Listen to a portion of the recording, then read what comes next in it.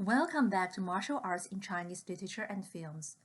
Following our discussion of Romance of Three Kingdoms, 三国演义 from last week, in this lecture we'll talk about The Journey to the West, 西游记, another famous novel in Chinese tradition. In particular, we'll focus on the image of the Monkey King or Sun Wukong, the most memorable and the most complex character from the novel. Similar to Romance of Three Kingdoms and another famous earlier novel, Outlaws of March, The Journey to the West is based on a true historical event. In this case, the Tang Dynasty monk Tripitaka or Xuanzang's travel to India for Buddhist scriptures during the 7th century. In the other video for this week, we have offered a brief introduction of Buddhism in China. Here, let's take a closer look at Xuanzang and his journey, which is a milestone event in the history of Chinese Buddhism. Xuanzang was born in 602 during the Sui dynasty in an area that's in today's Henan province in central China. His original family name was Chen, personal name was Wei. His family was a respected scholarly family noted for its members' erudition in Confucian classics. However, one of Xuanzang's older brothers became a follower of Buddhism and eventually entered a monastery to become a monk. Xuanzang used to live in his brother's monastery when he was young. Following his brother's model, he likewise joined the Buddhist order when he was 13 in a monastery near the capital Chang'an, shortly after the fall of the Sui dynasty and the establishment of the Tang dynasty. Typically, 13 is too young an age for becoming a monk, yet the abbot made an exception for his precocious understanding of Buddhist principles. He subsequently took Xuanzang as his monastic name. Xuanzang's motivation to travel to India was owing to his observation of the many inconsistencies between the teachings of various Buddhist masters. In order to understand the true Buddhist principle, he embarked on his journey to the origin of Buddhism, India, in the year 629, when he was 27. Xuanzang crossed a number of Central Asian kingdoms and many difficult terrains, including deserts and mountains. He established relationships with several large Buddhist communities he encountered on the way. In 631, he arrived at his destination, Nalanda, a monastery and a revered center of Buddhist learning in the ancient kingdom of Magadha in India. Then Xuanzang spent about a decade traveling across India and visiting monasteries and Buddhist masters in the area. On this slide, we can see maps of Xuanzang's travels from the Tang capital Chang'an to India and within India. In 643, more than a decade after he started his pilgrimage, Xuanzang began his journey home and returned to the Tang capital Chang'an in 645. He was enthusiastically received by the emperor of the time, the famous Taizong Emperor Li Shiming.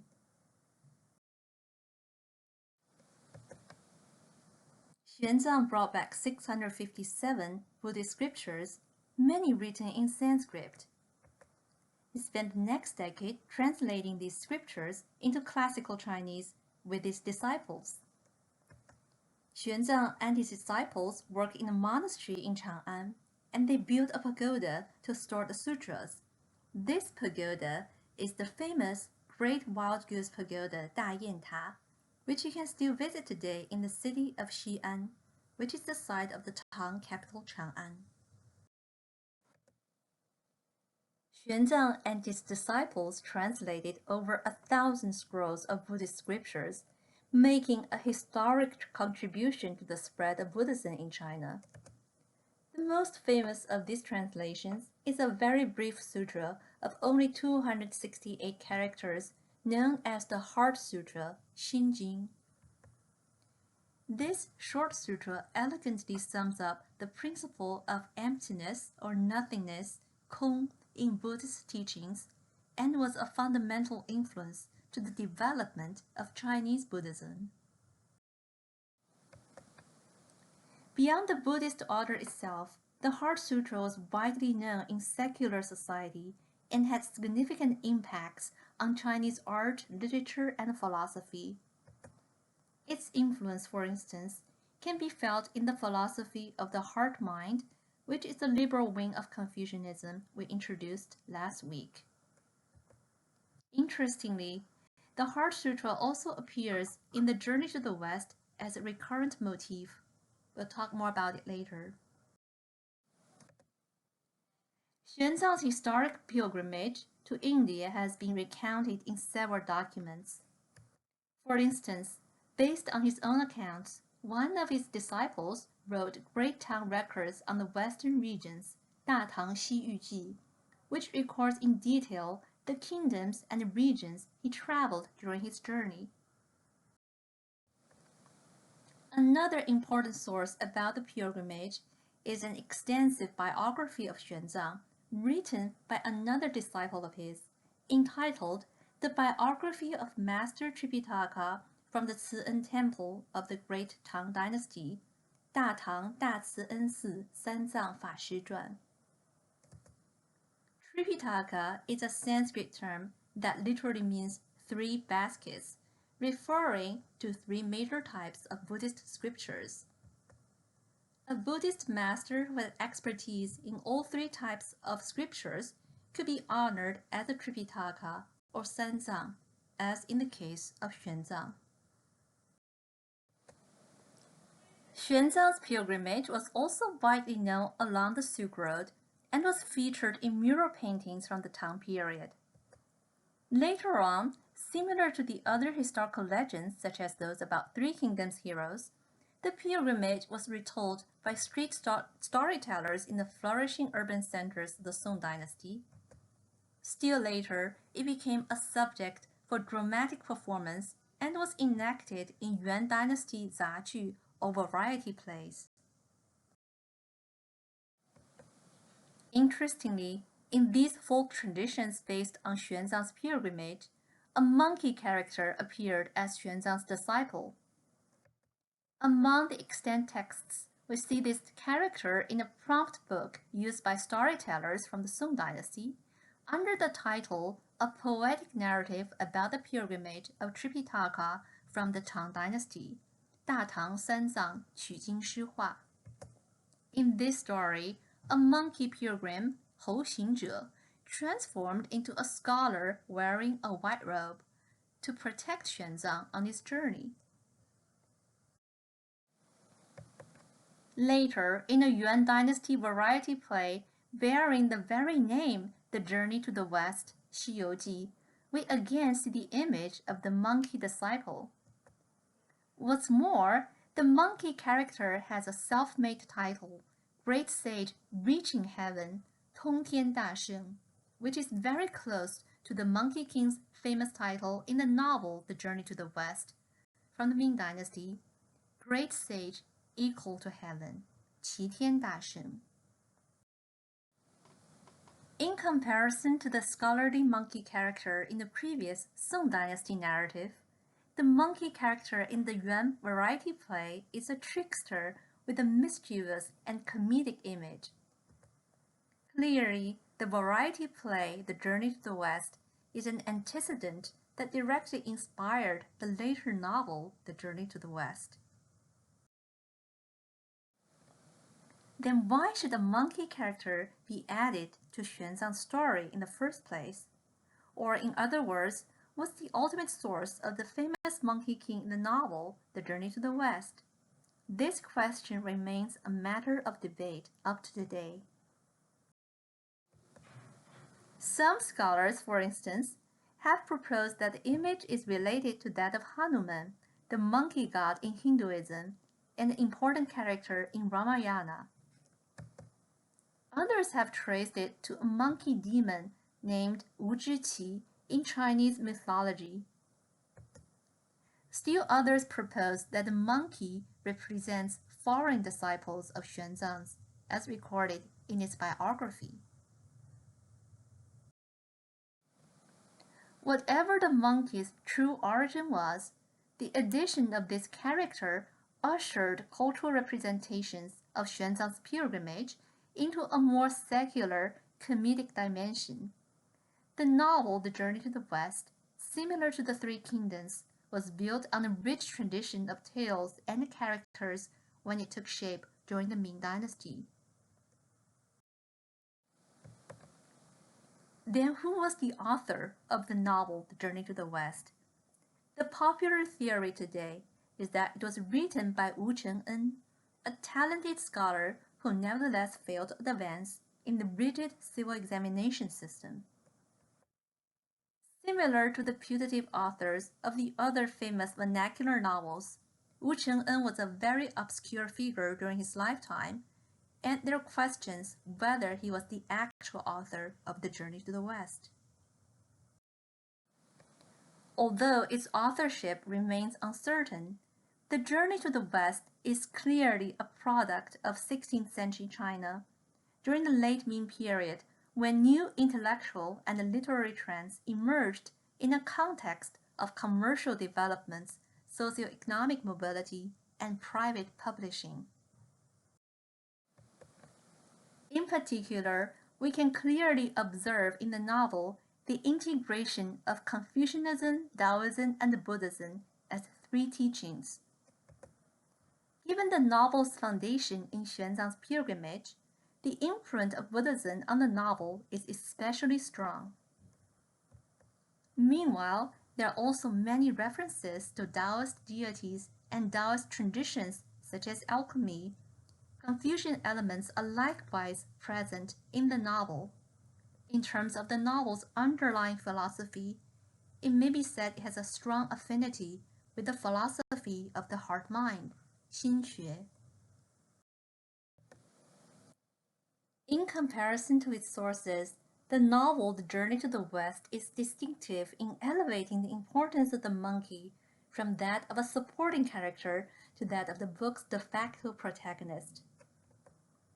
If you're familiar with the novel or adaptations based on the novel, you would agree that, as a literary character, the Monkey King in the book completely outshines his master Xuanzang, who's often referred to as the monk of Tang or Tang Seng in the novel. In fact, the novel's first 7 chapters are entirely about the Monkey King's backstory. This is the portion we'll focus on in this class. Now let's take a look at the first chapter, which is about the monkey's magical birth. From a piece of rock on a mountain called Flowers and Fruits Mountain, Huaguoshan, which was located on an island in the Eastern Sea. This setting clearly evokes the Taoist tradition of immortals who were traditionally believed to live on islands in the sea. The stone from which the monkey was born is characterized as an immortal stone, the measurement of which in various aspects correspond to cosmological numbers such as that of the calendar. The novel also points out the stone bears patterns that correspond to the 8 trigrams Ba Gua, a system of yin-yang interactions that reflects the underlying pattern of the world in Taoism. Clearly, the stone from which the monkey was born is characterized by cosmological and mythological significance. The monkey, as its birth suggests, is a creature of heaven and earth. Specifically, the novel describes the monkey's birth in the following passage. Since the creation of the world, it has been nourished for a long period by the seeds of heaven and earth, and by the essences of the sun and the moon, until, quickened by divine inspiration, it became pregnant with a divine embryo. One day, it split open, giving birth to a stone egg about the size of a playing ball. exposed to the wind, it was transformed into a stone monkey endowed with fully developed features and limbs.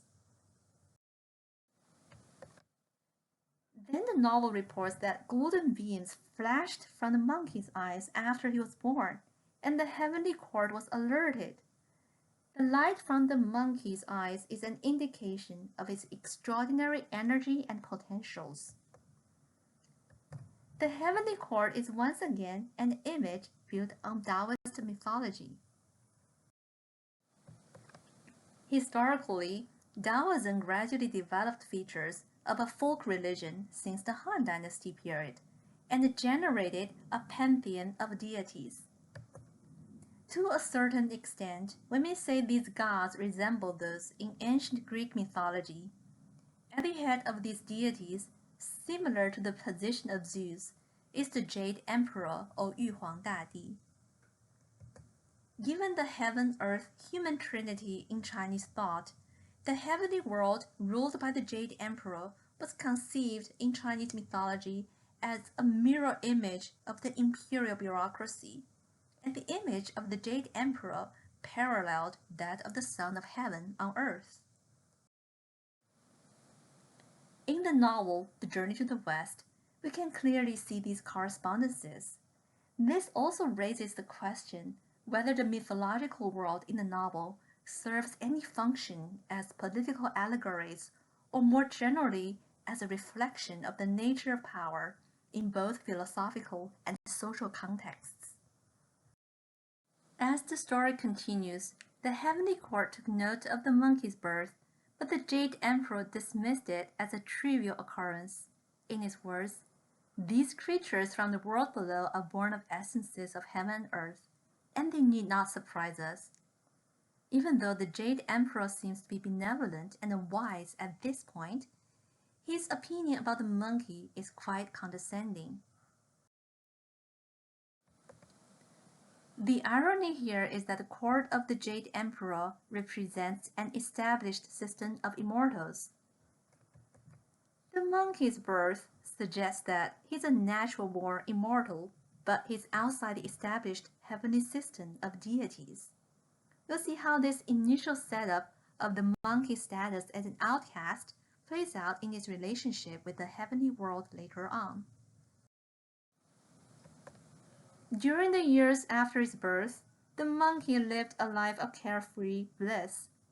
There happened to be a large group of monkeys on the idyllic Flowers and Fruits Mountain, so he had plenty of companions.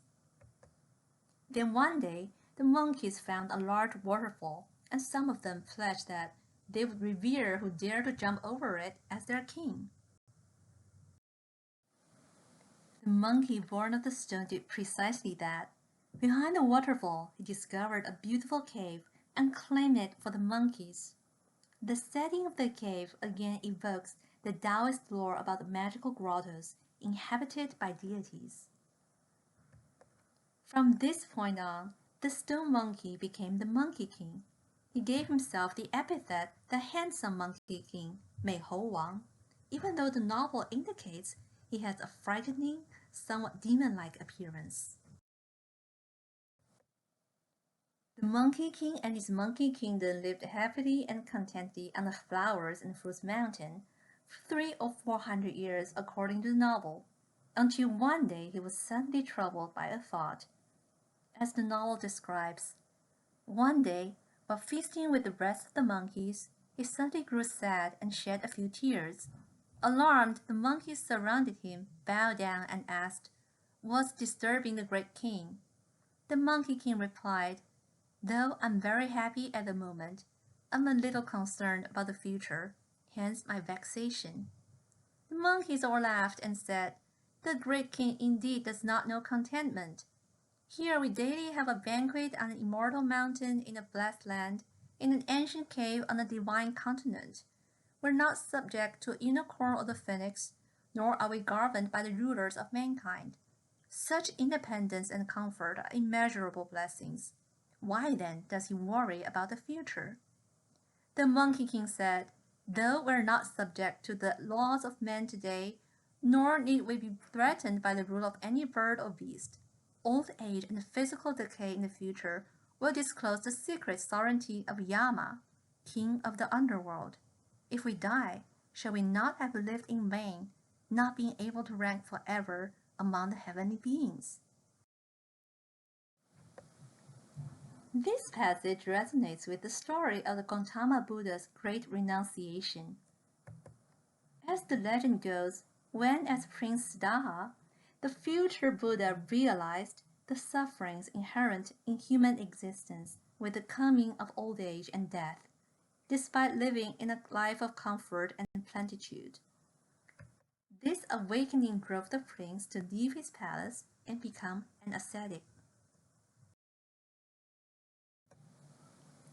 In the journey to the West, the monkey's worries also resonate with the Taoist pursuit of immortality. As the novel story goes, the anxiety over death motivated the Monkey King to leave his kingdom in search of the secret of immortality. Eventually, in the far west, he encountered a sagely figure in a mountain grotto entitled The Crescent Moon and Three Stars, 斜月三星洞. The name of the grotto connotes the Chinese character for the heart mind, 心, which looks like three stars over the crescent moon. The Monkey King realized this was the master he was looking for and became one of his disciples. The master, who was referred to as the patriarch in the translation we use here, also gave the Monkey King his famous name, Sun Wukong. Upon the coining of this name, the two had an interesting conversation. According to the master, the surname Sun refers to both the monkey's identity as an ape, that is Hu Sun, and the idea of an infant, since Sun is the character that means the grandson. In previous lectures, we have discussed how the infant embodies purity in Taoism, as well as the Ming philosopher Li Zhi's promotion of the childlike mind. The name of the grotto where the monkey met his master also clearly evokes the philosophy of the heart-mind. Whereas it's difficult to pin down these associations, it's evident the monkey story has an allegorical dimension and rich philosophical and religious connotations. As to the monkey's given name, Wukong, it literally means awakening to emptiness or enlightenment through emptiness. Again, it's hard to say what this name exactly entails, but the novel's characterization of the monkey certainly engages with the philosophy of emptiness in Buddhism and Taoism. In this regard, the book offers more food for thought in relation to our theme, the power of emptiness. Before we return to these philosophical questions, let's follow the monkey story under the master. With his master, the monkey learned the skills that made him famous in his later battles, the 72 transformations, 72变, that allows him to take different shapes, from an insect to a tree, and the cloud somersault, 筋斗云, which allows him to travel 108,000 miles in one jump. After the Monkey King mastered these skills, he couldn't help but show off in front of the other disciples. The master scolded him for his vanity and ordered him to go home. The monkey thus returned to the Flowers and Fruits Mountain. Upon his return, Sun Wukong found that the monkeys in his kingdom were bullied by a nearby demon. The monkey killed off the demon and re-established his kingdom.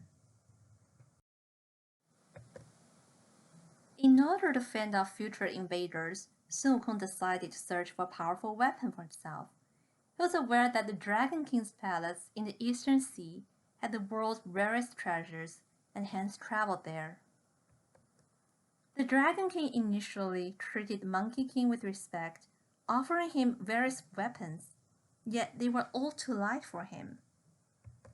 In the end, some reported to the Dragon King that a mysterious light kept coming out of the giant iron pillar left by the sage King Yu after he controlled the flood during ancient times. They suspected if this magical object was anticipating the monkey. As it turned out, the pillar indeed obeyed the order of the monkey, shrinking to the size of a staff as he wished. This staff became his legendary weapon, the at-will golden-hooped staff, 如意金箍棒. Upon the monkey's wish, it could become as tall as to reach heaven or as small as to fit in his ear opening.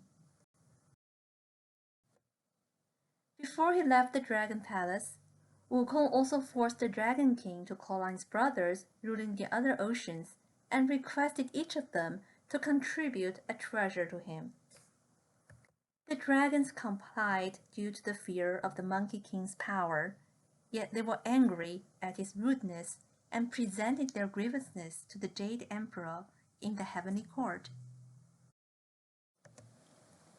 The monkey returned to his kingdom with his newly fetched weapon and treasures, continuing a life of merrymaking with his monkey followers and some friendly demons in the surrounding area.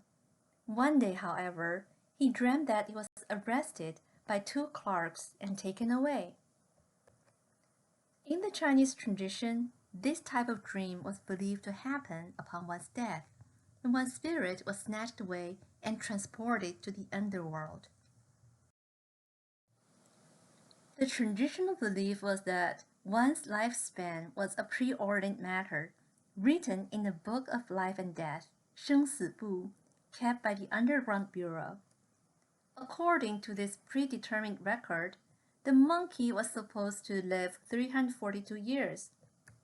Yet Sun Wukong certainly disagreed with this arrangement. Being the rule breaker, he simply took a writing brush and crossed out his name and the names of all the monkeys in his kingdom. Then he fought his way out of the underworld. Similar to the Dragon Kings, the underworld kings also presented their grievances against Wukong to the Jade Emperor. The heavenly court realized the monkey was trouble and tried to pacify and contain him. A Taoist deity named Golden Star, Taibai Jinxing, was sent to summon the monkey. Confident that he deserved a heavenly position, Wukong gladly went. The title Wukong ended up receiving was that of a Bima Wen, that is, a stable keeper. Initially, the monkey was unaware it was in fact a lowly position, and he happily went about his job of carrying the heavenly horses. Yet one day he learned the truth while conversing with other clerks. Infuriated, the monkey returned to the flowers and fruits mountain. He decided to be his own king and assumed the title Great Sage Equal to Heaven, 齐天大圣. The Jade Emperor treated him as a rebel and sent an army to capture him. However, the monkey defeated all the deities sent to subdue him. Seeing the monkey's power, the heavenly court returned to a pacification strategy. Golden Star once again acted as the ambassador, and he persuaded the monkey to return to heaven with the title Great Sage Equal to Heaven. However, despite this nominal title, Wukong had no actual rank or position in the heavenly court. Later, in order to prevent the monkey from idling all day, the Jade Emperor assigned him a role as the keeper of the Garden of Immortal Peaches, Pan Taoyuan. Peach is a symbol of longevity in Chinese culture. The immortal peaches in the heavenly garden could prolong one's life for thousands of years. Being a monkey, Wukong happily enjoyed these magical fruits in the garden whenever he felt like it. One day, a group of fairies came to the garden to pick peaches for the immortal peach party hosted by the Queen Mother of the West, Xi Wangmu. This was the most important party in heaven, Yet Wukong was not invited. Finding out he was once again slighted, Wukong took on the appearance of a deity who was invited and used his cloud somersault to be the first to arrive at the party. There, he ate the food and drank the wine prepared for the banquet while wreaking havoc around. Then, in a stupor, the monkey stumbled into a room where Taisheng Laojun, a supreme Taoist deity, forged immortality elixirs in an alchemy furnace. The monkey ate all the elixirs that were in the room. When he became sober and saw the wreckage around, Wukong realized he was in serious trouble. He left heaven for the flowers and the fruit mountain again. Enraged by the monkey's behavior, the Jade Emperor declared war against him and the Monkey Kingdom. The novel then describes in detail the epic battle between the monkey and a powerful deity called Erlang Shen, who had a third truth-seeing eye on his forehead and was also capable of shape-shifting. Finally, Taisheng Laojun dropped down his magical hoop and hit the monkey while he was in the heat of the battle. Wukong was captured and was sent to be executed as a demon. However, from blaze to thunder, nothing could kill him, since he was virtually immortal after having consumed the immortal peaches and the elixirs. After having exhausted all means to kill the monkey, the heavenly court placed him within the alchemy furnace, hoping to burn him to ashes. However, the monkey survived this ordeal. He escaped from the furnace and became ever more powerful. After the escape, the monkey vowed to overthrow the Jade Emperor. The entire heavenly army could not contain him. Frightened, the Jade Emperor sent some deities to seek the assistance of the Buddha in the West. The Buddha thus traveled to the heavenly court and confronted the monkey. The monkey boasted about his many magical skills and asserted he was more qualified to lead the heavenly court. The Buddha then placed a wager with him. That is, if the monkey could ever go beyond the Buddha's palm, the Jade Emperor would give his position to him. Thinking this was an easy task, the monkey took a cloud somersault and then saw 5 pillars of flesh color in front of him. The monkey thought he had reached the edge of heaven. He then wrote, "Great sage equal to heaven had been here," on one of the pillars, and even left a pool of monkey urine under it. Feeling that he won the bet, the monkey happily returned, only to find the pillars were actually the Buddha's fingers. All the evidences he left were there. After this revelation, the Buddha conjured up a mountain to imprison Wukong under it. Named the Five-Faced Mountain, Wuxingshan, the mountain represents the Buddha's hand and the Dharma, or law, of the universe.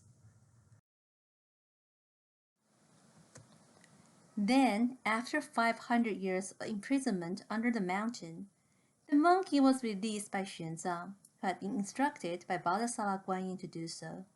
Out of gratitude, Wukong became the monk's disciple.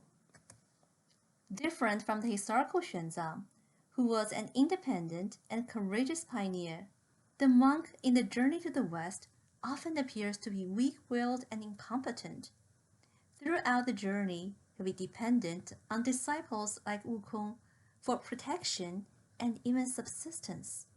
He is also a pure mortal, having no magical abilities or being able to see through the disguises of the many demons on the way.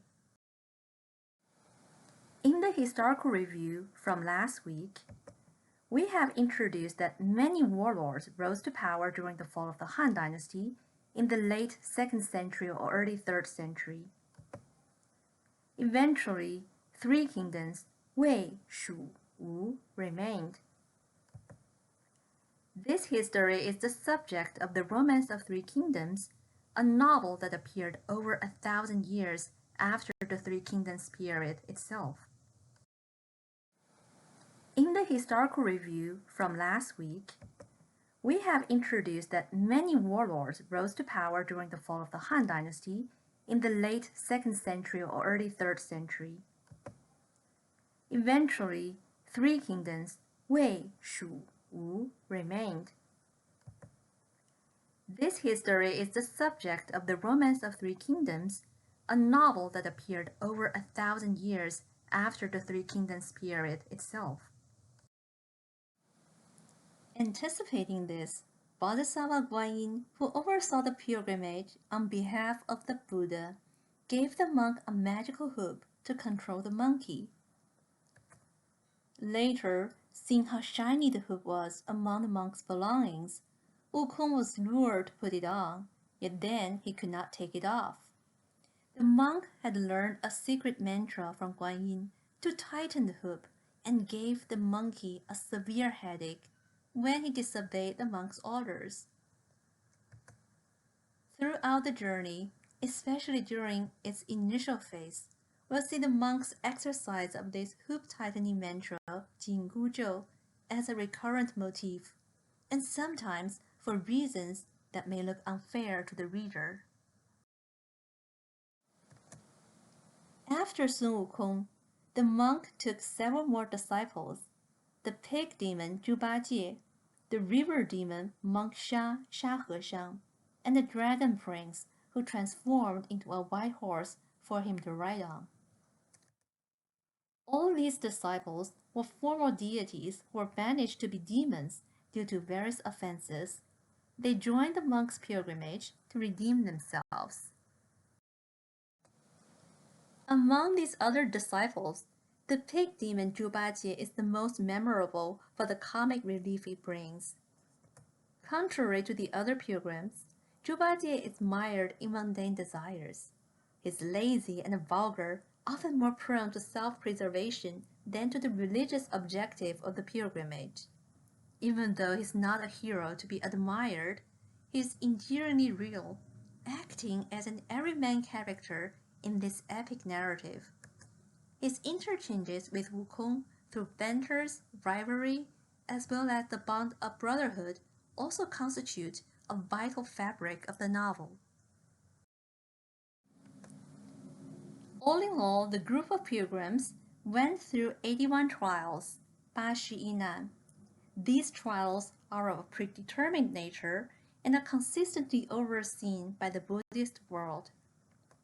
From time to time, when even Wukong could not conquer the demon in question, high deities such as the Bodhisattva Guanyin would intervene to solve the crisis. In the end, after the completion of their pilgrimage, both Wukong and Xuanzang became Buddhas, and the other pilgrims received titles as deities as well. Filled with supernatural characters and epic battles, The Journey to the West is doubtedly a very entertaining book. However, it is at the same time dense with religious and philosophical references, and some aspects of the novel even suggest social and political commentary. In fact, ever since its publication, the book has attracted a number of serious readers who aim at discovering allegorical meanings from the novel. These interpretations are typically divided along the lines of the three teachings, that is, whether The Journey to the West is a Confucian, Taoist, or Buddhist book. Although these readers adopted different frameworks, they usually trace a theme of cultivation and spiritual quest that's common to all the three teachings. In particular, this theme of cultivation focuses on the training of the individual heart-mind, that is, the taming of one's ego and desires for the purpose of moral or religious enlightenment.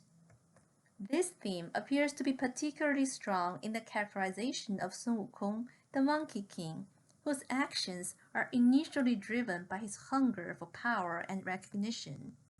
Yet later on, through the pilgrimage, He learned discipline and altruism, finally achieving Buddhahood. It's also possible to read the pilgrims together as a collective allegory for cultivation or the order of the world. For instance, there have been efforts among traditional readers to match the pilgrims to the five faces: metal, wood, water, fire, and earth, 金, 木, 水, 火, 土, primary elements that create a world through their interactions in traditional Chinese thought. Yet, even though readings focusing on the theme of cultivation already seem to be rich enough, they do not exhaust the full complexity of the novel, in which moral and religious authority remains unstable. We have seen that the heavenly court in the Monkey King's backstory has autocratic features similar to the imperial bureaucracy. For this reason, Wukong's rebellion against heaven came to be adapted in modern Chinese media as a political allegory of repression and rebellion.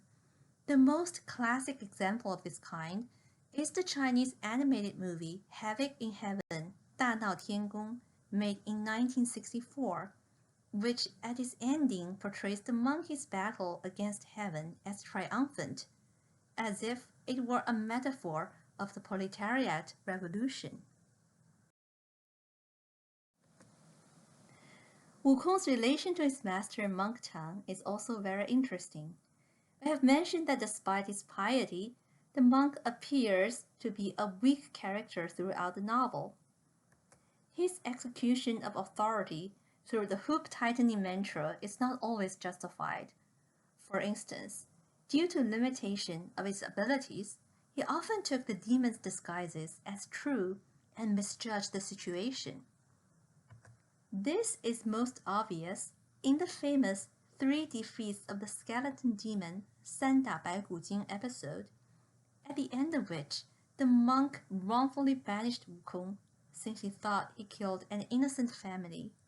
But in actuality, all these family members were the transformations of a skeleton demon plotting to eat the monk. This pattern of the monk's misjudgment is deeply ironic, given the Buddhist principle of seeing through the illusion of material forms. Oftentimes, during the pilgrimage, Wukong emerges as the true leader of the group, both physically and spiritually. The fact that he became a Buddha alongside the monk is also an indication of the monkey's spiritual accomplishment in the end. Moreover, the religious authorities the pilgrims encounter along the way, from Taoist immortals to Buddhist masters, are not always positive figures. Some of them are downright corrupt or even murderous, whereas others manifest failings such as vanity and prejudice. Even more surprisingly, when the pilgrims finally arrived at their destination, the Buddhist paradise, the guardians of the Buddhist scriptures blatantly asked for bribes. Receiving nothing from the pilgrims, they gave them empty scrolls in return without revealing the truth to them. Later, another Buddhist deity intervened to make the pilgrims realize the scriptures they received were empty. The pilgrims agreed to submit one of their treasures to the guardians and finally received the written scriptures. On the surface, this episode seems to be a satire about social and religious corruption, yet the empty scriptures could have deeper meanings as a literary or religious trope. In fact, the Buddha comments, "These are true scriptures, but the people of Tang were too foolish to understand them, and therefore they must receive the inferior written scriptures." The Buddha's response would look less puzzling if we situate it within the tradition of Chan Buddhism in traditional China. In our brief introduction of Buddhism, we have briefly mentioned that Chan is a form of Buddhism developed in China with a heavy infusion of Taoist influences. Although Chan Buddhism is in itself a very complex topic, the gist for our purpose is that it expresses a radical rejection to written, established forms of authority. The iconic image representing the most important master of Chan Buddhism, Huineng, is about his tearing apart of Buddhist scriptures. We can certainly relate this action to the distrust of language in Taoist classics such as Tao Te Ching. At the core of this anti-authority tendency in Chan Buddhism is that forms are limiting, whereas truth is dependent on constantly changing contexts. Indeed, this change itself is emptiness and is the fundamental truth of the world. By extension, one must carve out one's own path of enlightenment rather than blindly following authorities or the written texts. The influence of Chan Buddhism can be felt in the philosophy of the heart-mind we introduced earlier. Even though the two have different emphasis, the first more religious and the other more social and political, they both stress the importance of the individual heart-mind or individual consciousness as the ultimate source of enlightenment. Of course, a fundamental rationale for this tendency can be traced back to Mengzi's argument that human nature is inherently good. In the Journey to the West, the monkey has a strong symbolic association with both the heart-mind, Xin, and the idea of emptiness. In traditional discussions about cultivation, individual consciousness is often compared to a restless monkey, Xinyuan. This term often appears in the novel in reference to the monkey. On the other hand, we should keep in mind the monkey's name Wukong literally means understanding emptiness or enlightenment through emptiness. How should we interpret the symbolism of this name? Whereas there are multiple possibilities, emptiness here could mean both the monkey's enlightenment process through letting go his ego and his independence, or at least certain distance, from established authorities or institutions when accomplishing this enlightenment process. Earlier on in this lecture, we have mentioned the famous Heart Sutra, Xin Jing, translated by the historical Xuanzang. Historically, the Heart Sutra had an important significance in the formation of Chan Buddhism. References to ideas from this sutra also appear throughout the novel, The Journey to the West. As the most famous lines from this sutra goes, emptiness is form, form is emptiness, 空即是色，色即是空. Whereas this line may look enigmatic, in the context of what we have discussed, this statement points to the instability of worldly forms from social institutions to one's social identity, as well as one's sense of the self or one's own ego. It thus echoes in profound ways the novel's theme of nothingness and enlightenment. Finally, we should briefly point out the importance of humor and comedy in the philosophy of nothingness underlying the novel. We'll visit the question of comedy further in our later discussion on modern films. However, one basic principle we can highlight now is that any form of comedy dilutes or unsettles the seriousness or authority of the subject it represents. Laughter liberates us from the tyranny of meaning, generating a critical distance between the character and his or her surrounding world, and between the reader and the text being read.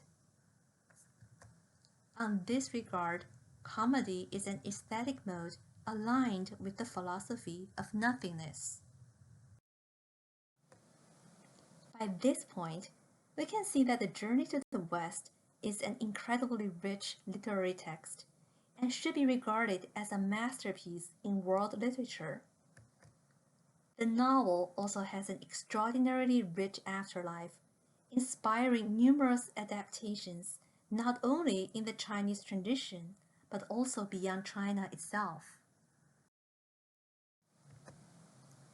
Given the action-packed nature of the novel and its childlike fantasies, The Journey to the West is a prototype for the development of action films, fantasy films, animation films, as well as children's literature in modern China. One Chinese animation classic made in the 1940s, based on one episode from the novel, Princess Iron Fan, 铁扇公主, directly inspired the father of Japanese manga, Osamu Tezuka, whose creations repeatedly feature stories and characters from The Journey to the West, especially the Monkey King.